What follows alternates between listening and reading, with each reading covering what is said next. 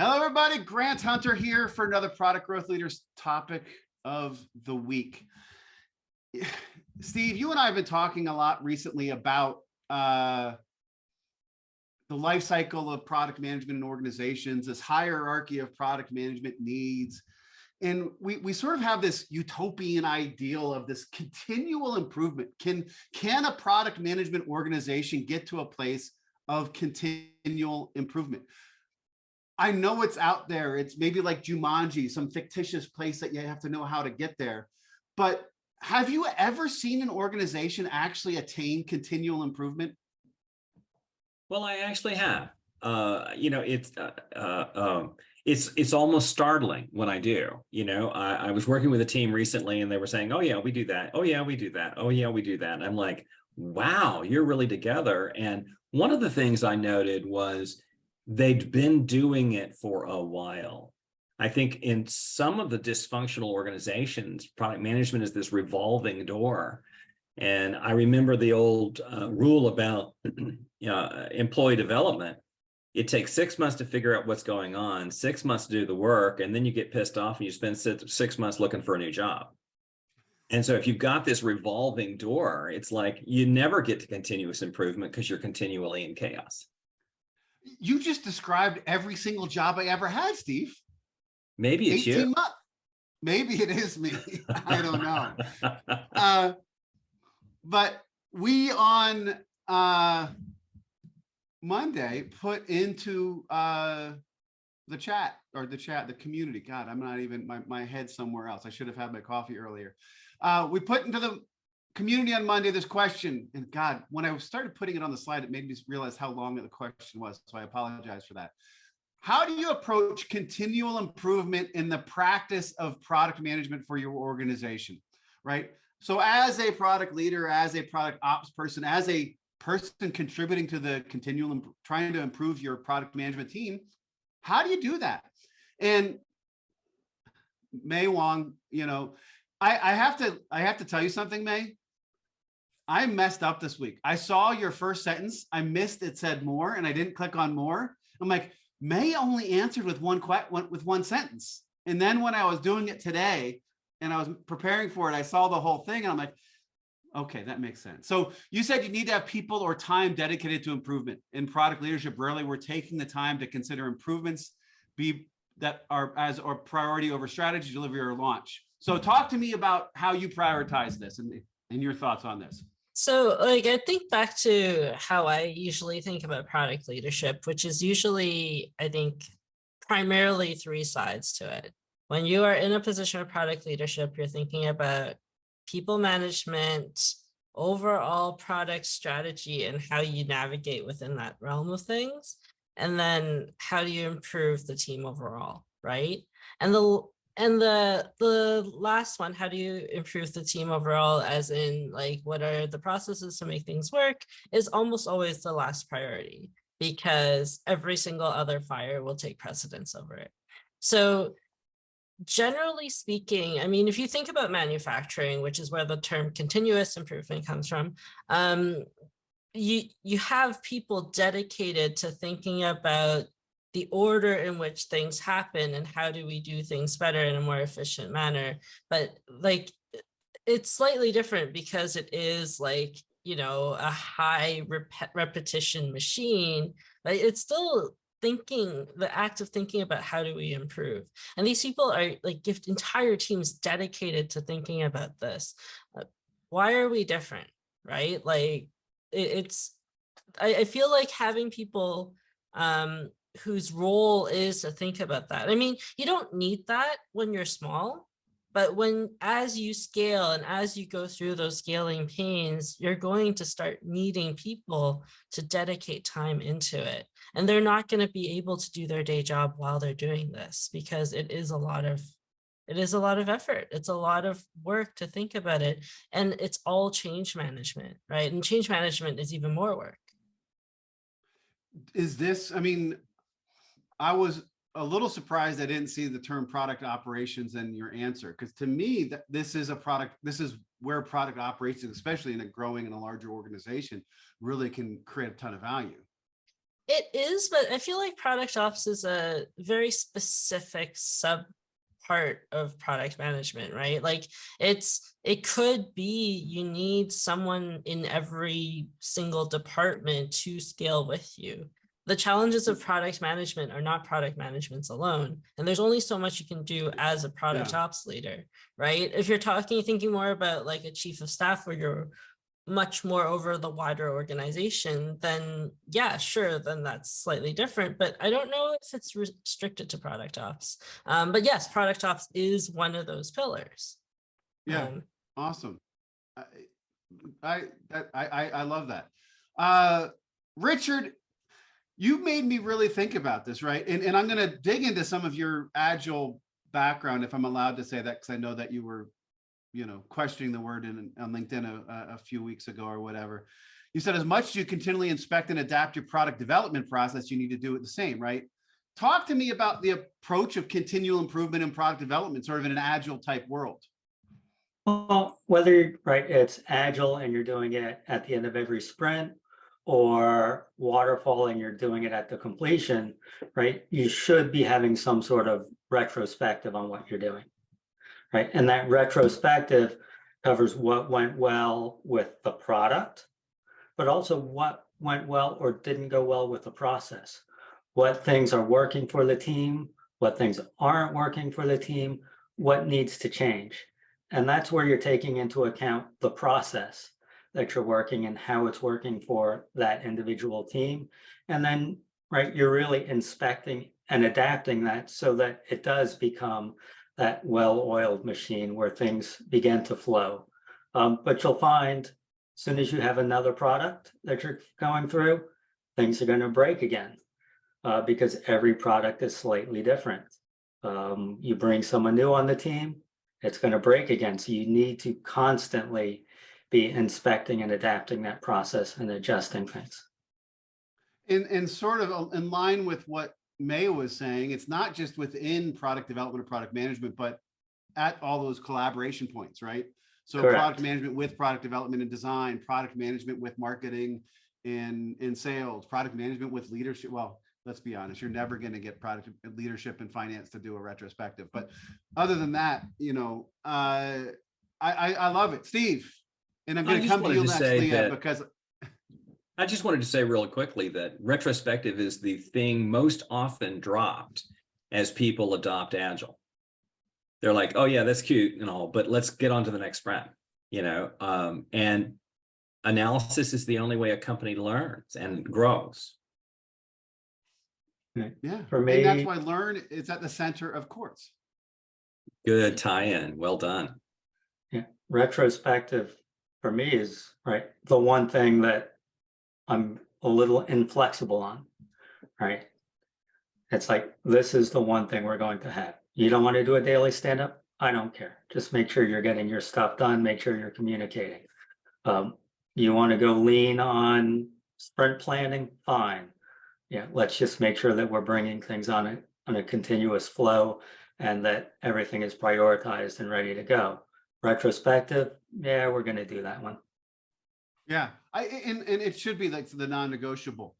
Leah, you actually you echoed this, right? Simply put, retrospectives. And now I need to dig in. I wish Dutch was here because we could talk more of the military type stuff with that. You said if you want to get real military with it, AARs. What is AAR?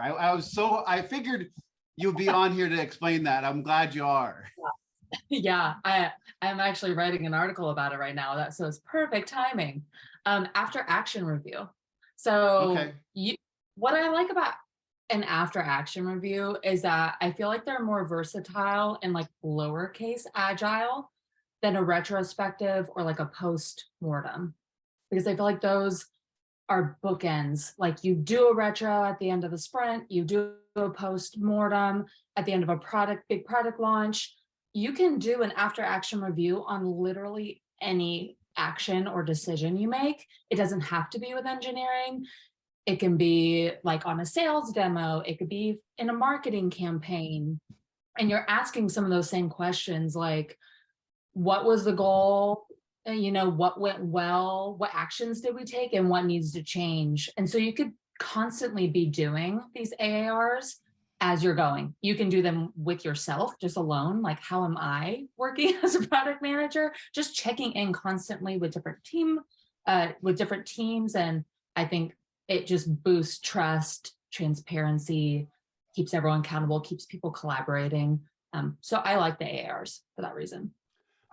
It's interesting because it's got me thinking about, and I'm going to reference Cory because he's the one who got me to read the book, Thinking in Bets by Annie Dukes, because she talks about you need to do these after action reviews on decisions you made, because you may have made the right decision based on the knowledge in data you had, and it still didn't work out. And so, you know, she tells the story of a CEO letting somebody go, and, you know, them saying, oh God, we made the wrong decision. But really they made the right decision. But if you don't do that, you know, thank you, Tracy, for the pirate term. I guess we could do a whole thing on pirate terms for product management with pirate metrics and now pirate retrospectives.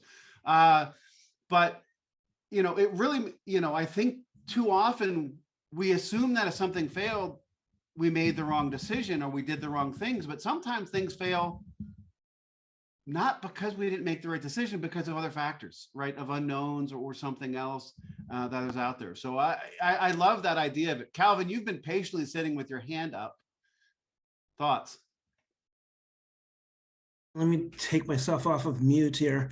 So I guess I want to go back to the question I asked in the chat, which is how do you do this in a non-agile world? Because I mean, it's the way that I don't, in my role, I'm not involved in using agile. I know in our organization we, you know, some things are agile and some things are more waterfall. But I mean, I looked at agile more as, you know, a tactical way to incrementally improve a project, right?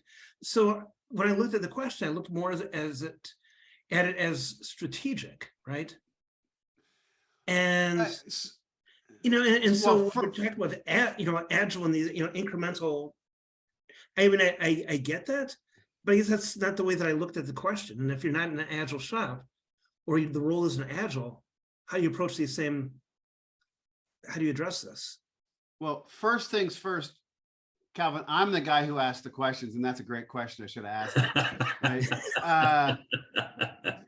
Second, you know, we didn't say in the question the agile world, and I'll go out and I'd love to get everybody else's thoughts on this, is continual improvement shouldn't be agile or waterfall or safe or whatever it is, right? In everything we do, we should be seeking for continual improvement. And to Leah's point, whether that's our own individual, and that's what we have in our control, is our own individual continual improvement. But, you know, you know, waterfall, do we really only learn, do we only, you know, think about continual improvement at the end of a 2-year cycle or however long that project is? We should be doing it, you know, even if the commitment is still 2 years long, we should still be, hopefully we're getting better in those 2 years at what we do at some, you know, in some way, right? I'd love to open that, or do you have a comment?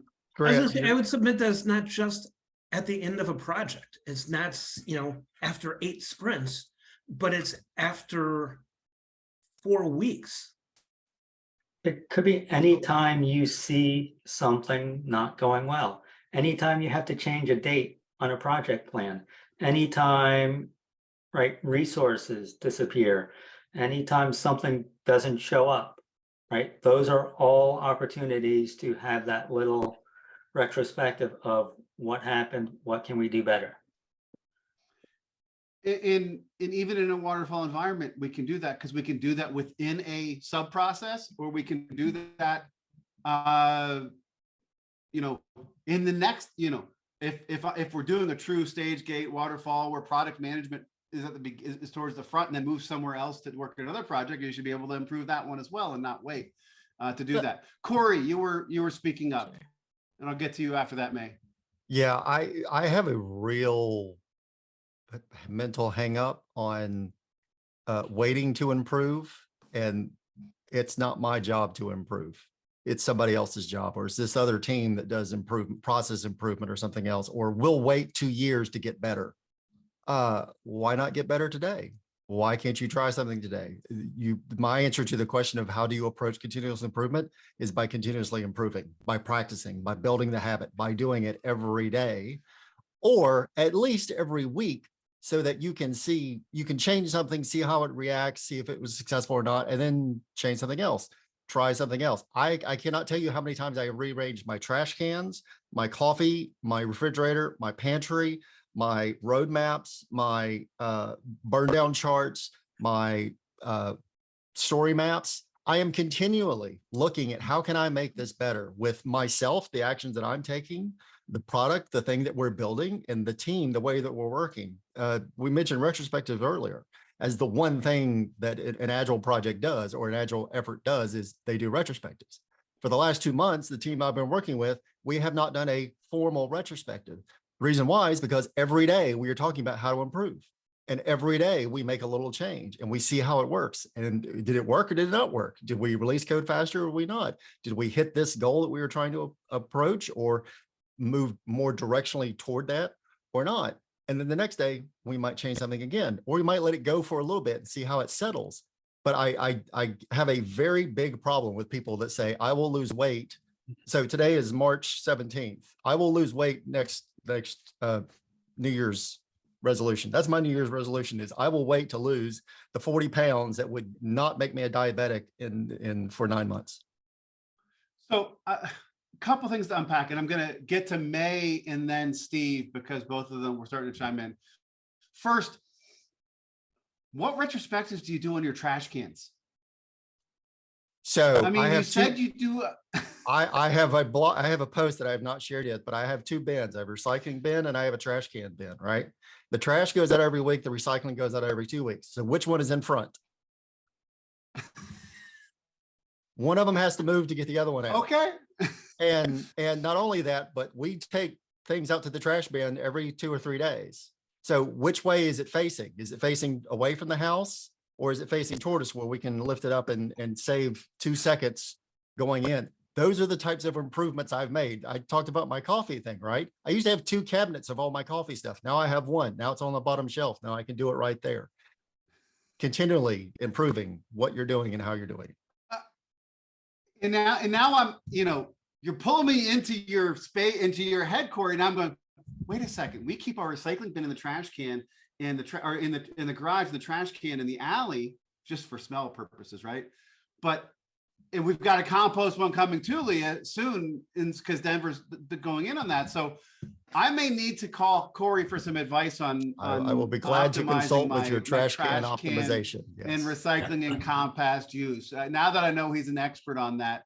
And thank you, Leah, for asking the question if they compost in North Carolina. Great thing to do. I'm going to get to May 1st. And actually, Cory, thank you, because that was your your rant basically went to your answer from Monday. So I just want to acknowledge. Well, I need a rant thing like Steve does. You do. I'm sure he can help you with that. So May, before I went to Cory, you were chiming in. Do you even remember what you were going to say? I do, actually. So in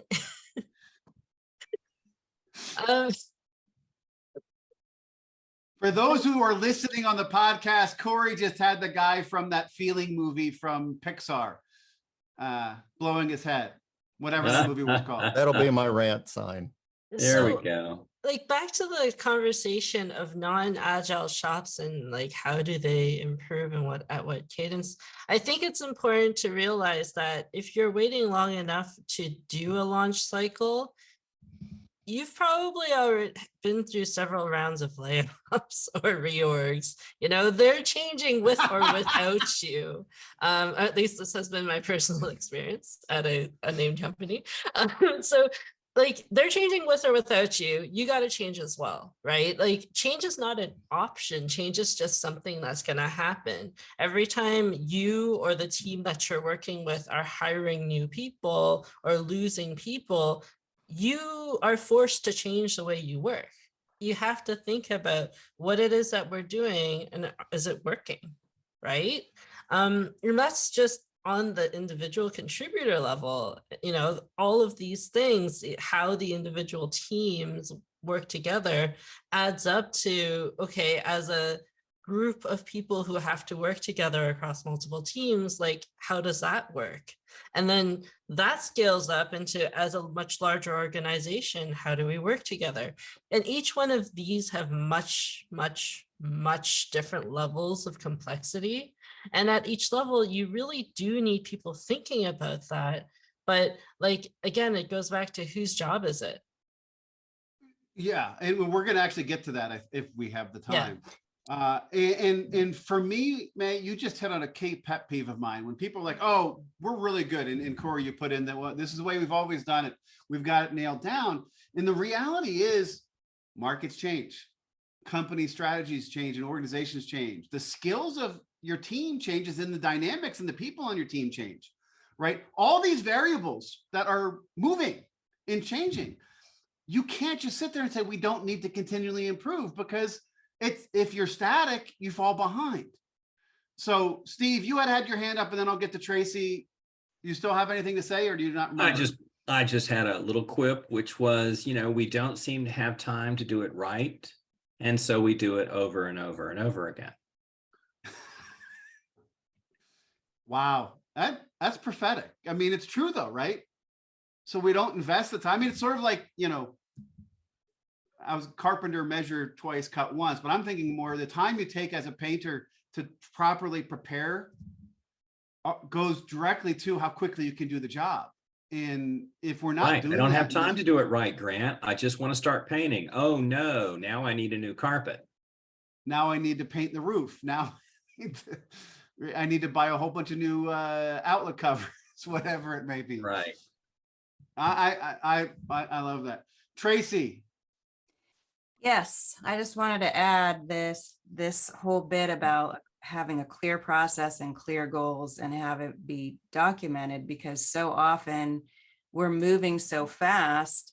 If we do a retrospective on what we've been doing, we might not even all agree this is actually what we've all been doing. And so being able to have things written down and going slow to go fast. So it's like slowing down long enough to go, okay, everybody's doing this same thing. These are the goals we're evaluating it against, and how do we move forward? Yeah, I think that's a good, in the retrospective would be, or AAR, Leah, I'll get with you. It'd be interesting to ask the question, get different perspectives of what was happening and what we were expecting to accomplish, because I think some of it is going to start on the front end where we make sure we set the right objectives and where we go. Tracy, thank you so much. Mm-hmm. Chaitanya, you have been sitting quietly observing on your first thing. I wanted to see if you had anything to add, any insight. Not much to add, Grant, but I think one major thing I always see in organizations, right? I worked in startups, I worked in large organizations. As the team get big, right? The biggest challenge we see is less of learning and more of communication. People generally don't communicate well after a certain while. In the startup, right, it's very easy to talk with people, easy to communicate and learn. But whereas as company grows big, that's where the real challenge used to come. So I think that's one thing I think is very important when we look at continuously improving in an organization.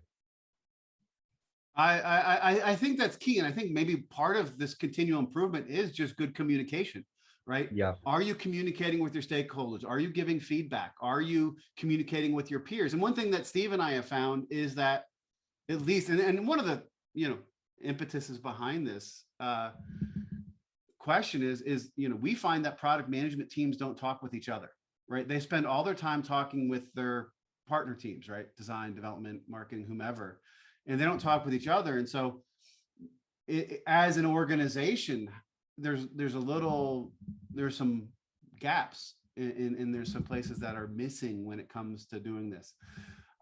Calvin, you threw in that question about, can we do this outside of Agile? But do you have other thoughts on this, or is that sort of where your head was? that was kind of where my head was, and I also thought about. Well, I didn't put this in the right. I didn't write this in. I thought that's from a continuous process. I thought it starts with self and being able to continue to to learn, whether it's forums like this, where it's the books behind me or courses, whatnot, and sharing upward, downward, through your peers. So I thought more from a, less, and that's kind of where, my thought process was when I looked, no, they're not decorations. when I looked at the questions, initially, and then I heard, we're going down the path of, of Agile and retrospectives.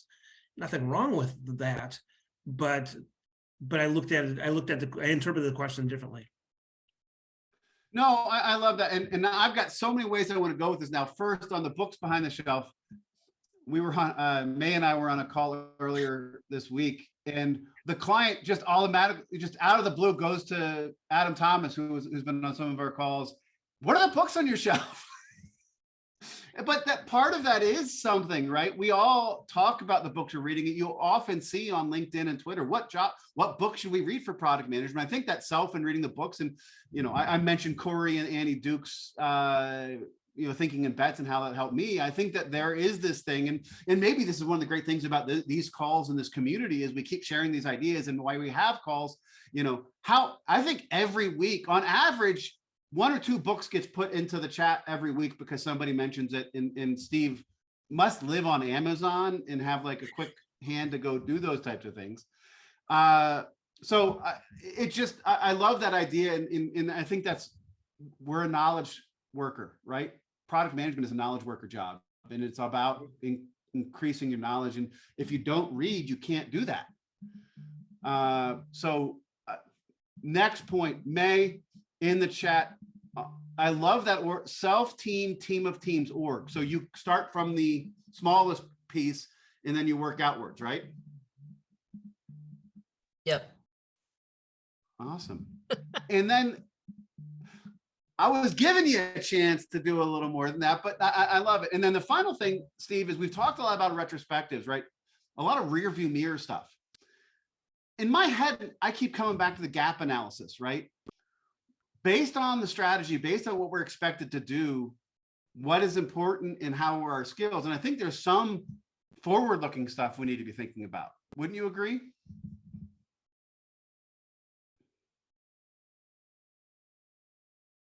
You're on mute. I have no response to that.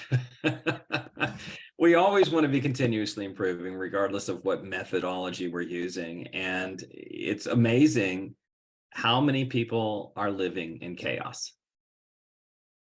I'm doing this because somebody needs to do it, and there's nobody who's going to do it, so I'm going to do it. And that's why so many product managers are in fact development managers and not doing any product management. I want to add a note to that. So I did this before, where I was working in a manufacturing facility, and I said the word continual improvement instead of continuous, and they said, no, the term is continuous improvement.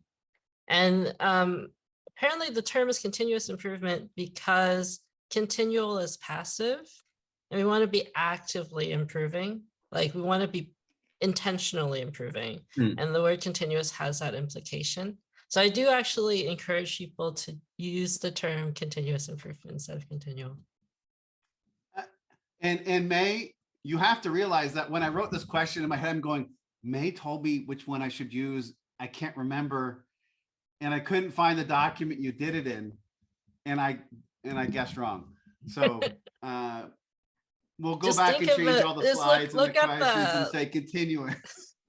Look up job postings every time you want to find it. All right, we will do that. So I was wishing Paul Tala would be here because Cory a few weeks ago started the, well, I didn't know it was starting then, but Cory created a 4-blocker for us. And Paul actually created a whole I apologize for that, diagram. Yeah, so Cory, if you started this trend where people are now creating consultative type diagrams. I don't know if I should thank you or not, but I was hoping Paul would be here and we could talk about that. With that said, yes. With that said, we're going to move to the poll, and the poll I found was a very interesting. If you look, I've actually retroactively changed the poll to what I was meaning versus what I said. So what the poll was what is the right cadence for focusing on improving the practice of product management within your organization? And I added realistically there. And we'll get to it when we start talking about it, because I think ideally we'd like to do it more frequently, daily, whatever, but realistically we see that people struggle to do it. And so this is sort of like, if we're going to build this practice. So, and that's, I'm going to go straight to you, Leah. You were the first one who came in and you did an other, it depends. And actually we're pretty damn, I need one more person to vote for monthly and it would be all four would be equal. You were one of the others and you said as needed and sync to the release cycle and retrospective. So you're really going back to in your Monday question. Yeah, I think at the least weekly, but with room for doing it more often as you make big decisions and actions, because they don't always go weekly, obviously. Yeah, and Paul Hatala and Dominic both commented in there. You can go see them if you're there with the same stuff. Cory, Calvin, and May came in on the weekly. And Cory, I'm going to start with you. And I understand your point. You said you don't understand people or organizations who want to wait to get better. I'm going through a thing called positive intelligence where you're trying to overcome your saboteurs. And I think procrastination is one of my saboteurs. And so I don't think I want to wait. It's just as I procrastinate and it's the real kind of nugget is if people are choosing not to improve for whatever reason, either we've got to get to this market or we get this hot customer or we can't take time away from doing else. You either choose your priorities or your priorities choose you. So you either pick you're going to focus on improvement and making improvement a part of your job, or you're going to say improvement is not important to us and we'll do it when we have time or when we're able to. And how often is that actually true? How often do they go back and improve after, let's say it's quarterly. So after the quarter, how long are you going to take to improve? How long are you going to dedicate to improving? Or who is doing the improvement work that then has to get done by other people? I've seen so many where they have like innovation labs or idea labs in companies. And they're like, those are the people that actually have ideas. You rest monkeys just bang away at the keyboard and do the work, and they'll tell you what to do. And I hate that model because it separates the people's brains, which is hopefully why we're paying them knowledge work, from how fast can you type. That is not the job. The job is how good can we make our product? What are the ideas we have? How can we improve that? Okay, I will throw a book in there. David Marquet's Leadership is Language, red work, blue work, right? The old style is red work. The leaders tell workers, the blue workers, what to do. His model is you do a little bit of that every day. So the line workers, in example, in the Toyota plants and other places that are lean manufacturing plants, they're the ones that make improvements. The people that run the company do not come down and tell them how to improve. They are doing the job every day. They know what can be improved, and they are charged with improving that. So they are continually doing that. They are thinking between red work and blue work, thinking, work, and doing. I like that. I can see that. And I think ideally I'd love to get to weekly or daily, right? True continuous improvement. See, I said it right there, May. Because it should be something where we're sharpening and we're finding ways to do, and we can learn on everything we do. Calvin, you had commented on Cory's comment on weekly and Dominic's comment that, daily. I mean, ideally daily, right? Ideally daily, but if you added it, the word you added in was what? Realistically. Realistically. So I mean, since you've added the realistically, I would change my answer, and I'd probably change my answer I'd probably change it to monthly, because I think it just takes a little bit longer to get the organization and get others around you to actually adopt change. Now, mind you, I voted for monthly when only one other person had, and it was behind. I'm not trying to build up the votes on monthly for me to win, but if that happens, Well, let me state what you said differently. You changed the phrasing of the question, so my answer changed. I know, I get it. You know, completely. I'm not tied to your winning or not. No, that's so long ago. I don't care about that as much anymore. May, you also were on weekly. I am. I'm more of like an as needed, but also it's about having the space to talk about it, right? Like the actual change is a lot more work, but in terms of focusing on talking about what the problems are, unveiling the problems, creating that space where you focus and talk about it. There's a couple of avenues for that. One is like retros, which is tends to be bi-weekly, right? You've got team meetings, which could be weekly or bi-weekly. It depends on your organization and how things are, but what else are your team meetings for if it's not a good place for you to talk about the things that are stopping you from doing your work? And I think it's about being, again, intentional about creating these spaces. Like, let's talk about the problems. Let's have that space to talk about it, because if you don't make those spaces, it will never happen. And all of these will fall into the back channels in one-on-ones on people who are just griping about the thing that they feel like they can't change, especially when it's like beyond the team level. You know, as a team, it's easier to talk, but when it's like 5 teams working similarly, but slightly different, like that's a whole new different level of context. And I think as a product leader, I mean, I love where you're going there, but for me, team meetings I didn't have them weekly. We you know, because I didn't want to take time away from the work because they were all in chaos and heroic efforts. I had one-on-one, so that was the back channel of them complaining. But I think, you know, with this conversation in mind, you know, I can start seeing where the team meeting needs to be a little more consistent and use it there.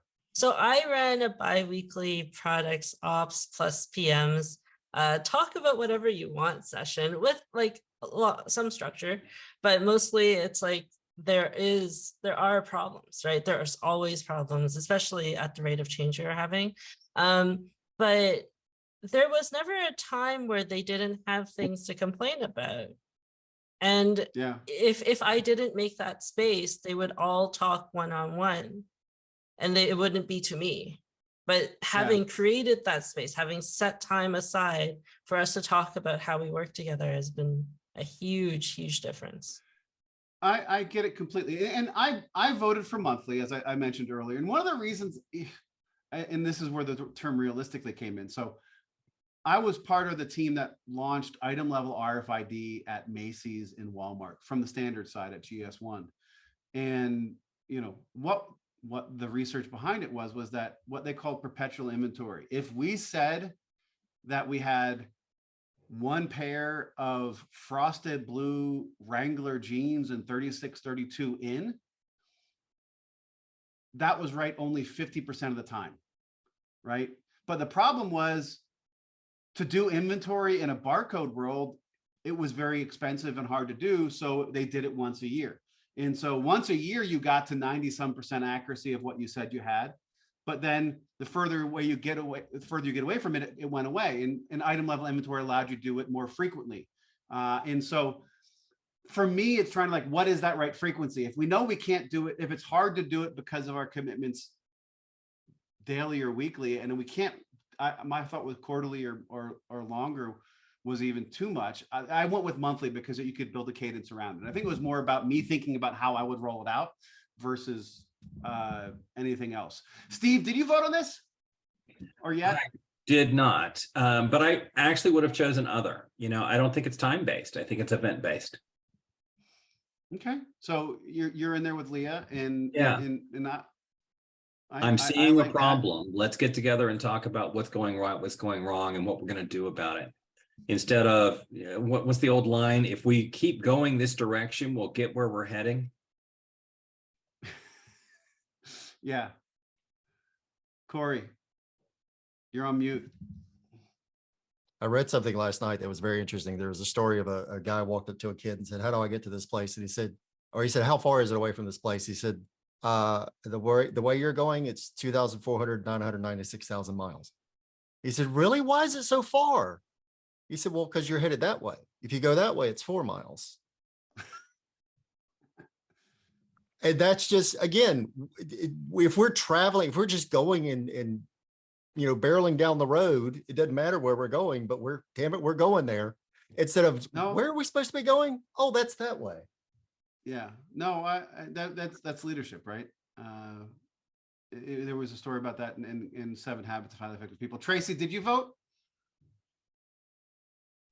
No, but like Steve, I would have gone with event-based. So, Okay. after a course, after a release, or like others have been articulating, like Richard, once a problem's identified. Okay, we have a problem. Let's look at what we're doing that we're intentionally doing, and measure it against where we're trying to go. So it depends now is sort of this event-based or daily. Richard. So one of the things that I've done every place I've been, because everyone loves to complain, right? So people come to you, they complain, right? My question to them when they complain is, what's one thing you can do today to make it better for you? Mhm. Right? Identify something that can be done right now, a quick little change that they can do, and then what can we do long term? Right? I love that. And see what people come up with, but get them thinking about not what the problem is, but what can we do to change it, to make it better. And that can be done every time someone comes to you with a complaint, or you hear something of a complaint. And to echo Cory and even a little Calvin on the individual type stuff, and I know that people, and Leah said it as well, if as product leaders, we can create the right vision and strategy for how we want to continually improve, we should allow some of that to filter down and let people figure it out themselves and improve themselves and see where they, it's almost like execution of strategy. We should be able to, everything shouldn't have to roll back up to the product leader, right? There should be some self-directed improvement, right? Here are the things we care about. Where do you need to improve? And that type of stuff. Right? Chaitanya. What's closest to the problem? Yeah, they are. I agree. Weekly, monthly, quarterly, it depends. It was monthly basically, because we generally follow that cadence, considering we have larger teams. So internally in teams, right, we follow a retrospective of 15 days. But for larger org to talk about and probably implement change across teams, it generally is monthly. Awesome. I actually, Cory, because of my change of realistically, I made it the question, and I didn't have the time to go back into to change it to say continuous improvement. What is the biggest barrier to product management organizations doing continual improvement? I mean, we've had a variety of daily to weekly to monthly to event-based, but it seems like people struggle with it. Calvin. We've always done it this way. Yeah. This is, Cory had put that in the chat earlier though, right? It's like the girl who asks her mom, why'd you cut the ends of the pot roast off before you put it in the oven? Oh, that's how my mother did it. And grandma, why'd you cut the ends of the pot roast off before you put it in the oven? Oh, the oven wasn't big enough to fit the whole pot roast, right? You need to figure out how you go there. Tracy. I think it's like anything, you just have to set aside the time and develop a practice around it. So if it's not part of the culture, it's just not going to be done. So it has to be incorporated into the culture. So the biggest barriers are not making it part of the culture, and which means you don't make the time for it. Yes. Okay, I can like that. Richard. Kind of put it in the chat, but that psychological safety, right? So many people don't feel safe doing anything but complaining to a small group of people. Therefore, everything just simmers and no one takes a first step. It's interesting because that goes back to our survival metrics conversation with Adam Thomas a couple weeks ago, where we talked about political safety being one of the key things, and even back to our conversation on toxic companies and toxic bosses, Richard, where you talked about, once you've had that situation, people, 10 years later, even though the leader is gone, the toxic leader is gone, people are still afraid, right? Yeah. I like that. I mean, in my head, I was thinking it was the chaos in the time where we're already so, it's hard when you're so busy, right, to get out of the busyness to try to change it. One of my first jobs out of college, we had some major process issues, and nobody was willing to make time to change the process issues that were causing us to be overloaded. So all these firefighting we were doing, right? Well, if we can identify a couple root causes to those fires, why don't we take a little extra time on the side to figure out how do we address those root causes? And, I don't know if it was, for me at the time, with psychological safety, I think it was just, and maybe it was because people were like, I'm just going to do my job because it's outputs versus outcomes, right? I'm being judged on my outputs, not on my outcomes. So I don't care, if I have to put up with fires, at least it gives me job security. Cory. So I agree. The first one is probably cultural. The second one is probably the priority, make it a priority, make it something you're going to do. The third thing I see is you have no idea what you're going to improve. There is just improvement as a general category of things, and you're never looking at, this is our hypothesis, this is what we want to change, we want to change it to do this. For instance, if this is the problem I'm dealing with today, is if our build process takes 8 minutes to get a release and get it through the system, how can we reduce that to 4 minutes? Okay, it's not as fast as we could make it, but for today, it's a drastic improvement that lets us do this thing, that lets us release more often. And then maybe next week we say, look, we've been releasing for 4 minutes for, we've done 100 times at 4 minutes. If we did this one change, we could shave another minute off. Great, let's do that. But you're continually looking at what you want to do, your target. And the first kind of step you're going to do is that kata approach. These are the things we're going to hypothesis, our test, and our result, and then continue to do that. I love it. May. It's also that product management tends to be the most sensitive to every single other change that happens in an organization. So, the introduction of, for example, a success org or a new team, or engineering decides to change the way they work, or UX decides to change the way they work, or sales decides that they're going to make decisions a little differently, or you have a new CEO come in, right? Or the company has a new board and your direction has suddenly entirely shifted. All of these things, like every single thing that happens directly impacts product. And we're constantly being forced to accommodate every single change in that organization on top of improving the way we work internally, right? So, think about, as an individual contributor, your day-to-day changes drastically every time there's a new massive change in the organization. When do you have time to really focus on, well, my day-to-day is finally a little bit settled? You don't have that luxury, generally speaking. No, I completely agree. Steve, you're on mute. And to May's point, I think product management is one of the few parts of the organization, maybe the only part, that is horizontal. We see everything. We see changes in development methodology, changes in marketing tools, changes in sales methods. We seem to be the only ones that are touching every part of the organization, except for HR, who, periodically does whatever it is HR does. I like that. That's it. Any last thoughts on that question before we get to our final new improved final question? Leah.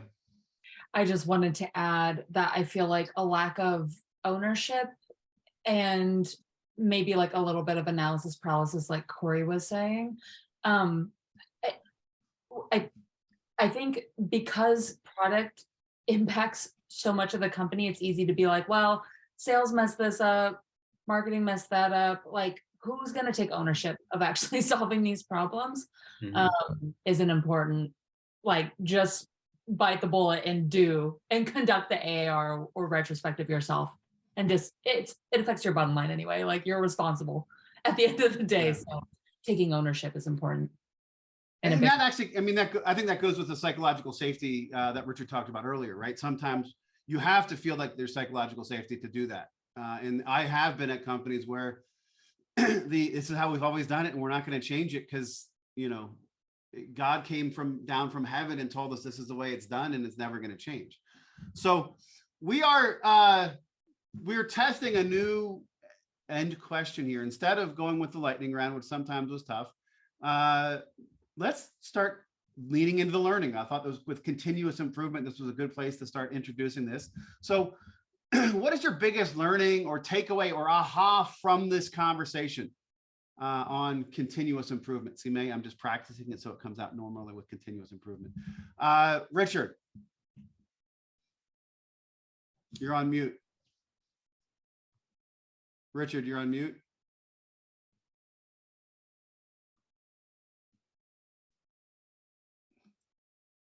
No, we'll try to get it fixed and we'll come back to you. Calvin.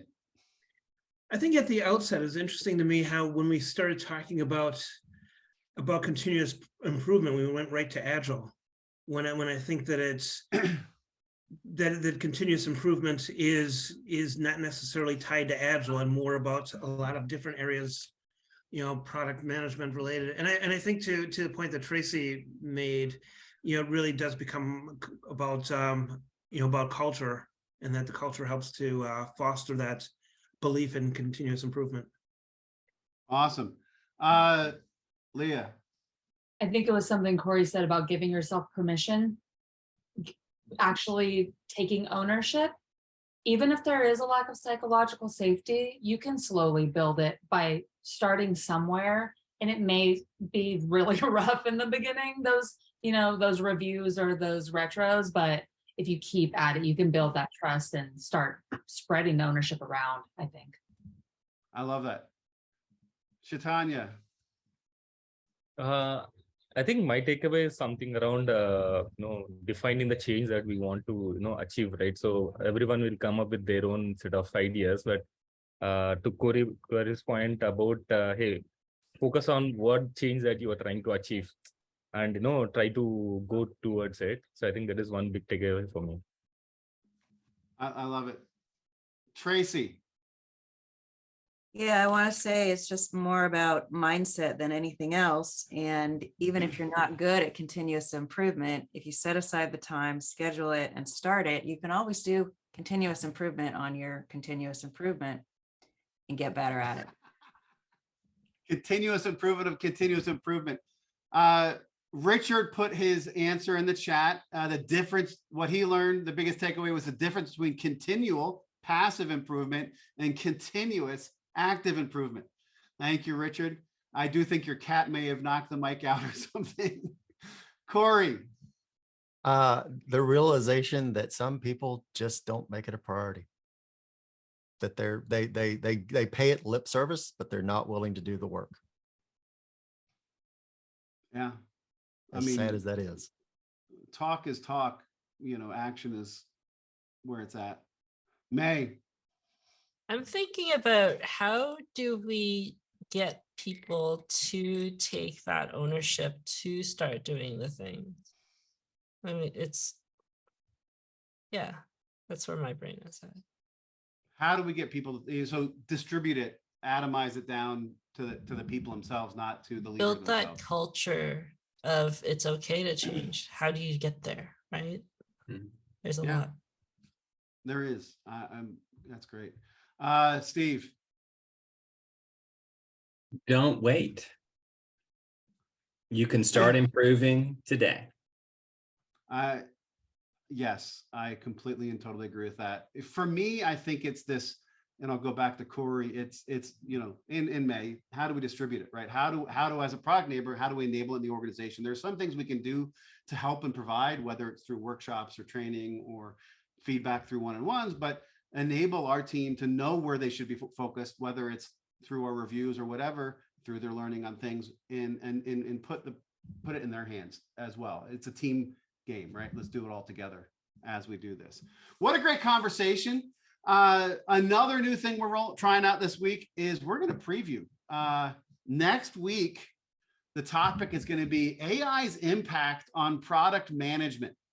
So let's get our heads thinking about what does this mean? And we should have some great answers on Monday. And I'll have an interesting poll on Wednesday, and we'll have a great conversation on Friday on this topic because it seems really relevant right now. But with that said, what a great conversation. We do these every week. Calvin, Leah, Chaitanya, thank you for coming on. Tracy, Richard, Cory, May, my partner, Steve. Thank you so much for a great conversation. Again, every week, Monday, the question goes in. Next week, it's going to be going in on AI's impact on product management. Wednesday, we do the poll. And Friday, we have these incredibly vital conversations where we learn, we grow, and we have fun. So thanks, everybody, for a wonderful call. We'll see you next week in the community. Take care, everybody.